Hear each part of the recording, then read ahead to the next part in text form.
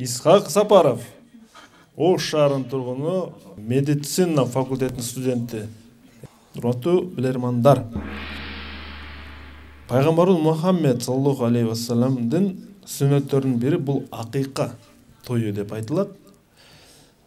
Биз муну жентек той деп айтабыз. Балалык кезде көбүрөөк аял, эжелер, энелер барчу эле жентек тойго. Туурабы Талай мырза? Эркектер барбачу эле. Эстей албайсызбы? Мен айрым элестер эстем, чындыгында аял кишилер барчу эле, эркектер барбачу эле жентек тойго. Аталарыбыз да көп айтат да, таң калам азыр эркектер эмнеге барат депчи. Көрсө бунда маселе бар экен, Сагын мырза. Аялдардын барганын бир себеби бар экен. Суроо, эмне себептен аялдар барышкан жентек тойго мурда? Эмне себептен? Кеттим та. Дагы кандай салттар колдонулат жентек тойдо? Салттар. Эмне кылган бар? Ал жерде.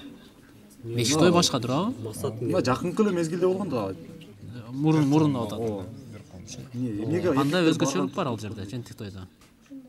Жентек тойдун ырымдарын билиш керек. Кандай ырым-жырымдары? Ырым-жырымдарына барып бакканда эркектер иште болгон. Жок, мүмкүн жумуштарда болгонбу?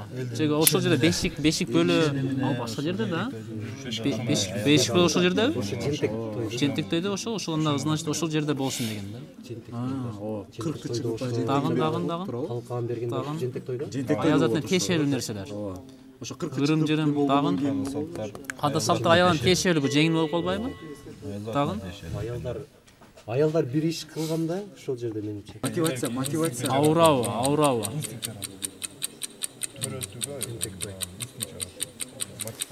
Мотивация dedi. Кийинки келиндерге, кыздарга.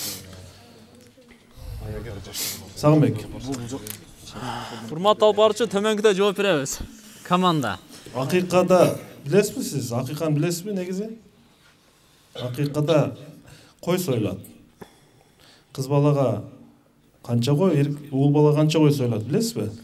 Сагынбек. Урматтуу алып барчу, чындыгын тиле каршы эми билбейм, мүмкүн салттар кандай өзгө, бирок мен азыркы боюнча маалыматым аз ошо билбей атам да. Бул сүннөт.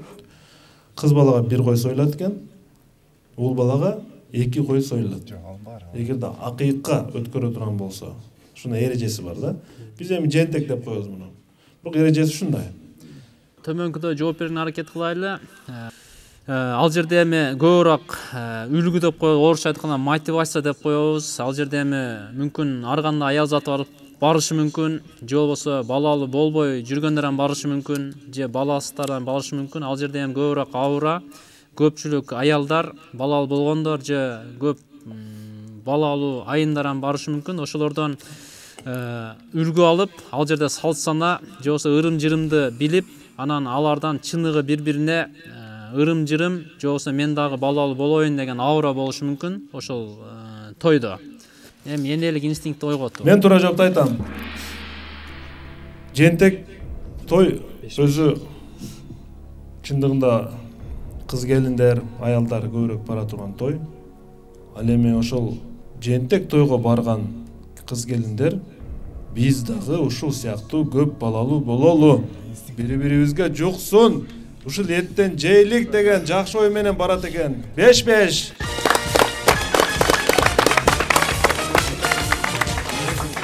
Жоп тура.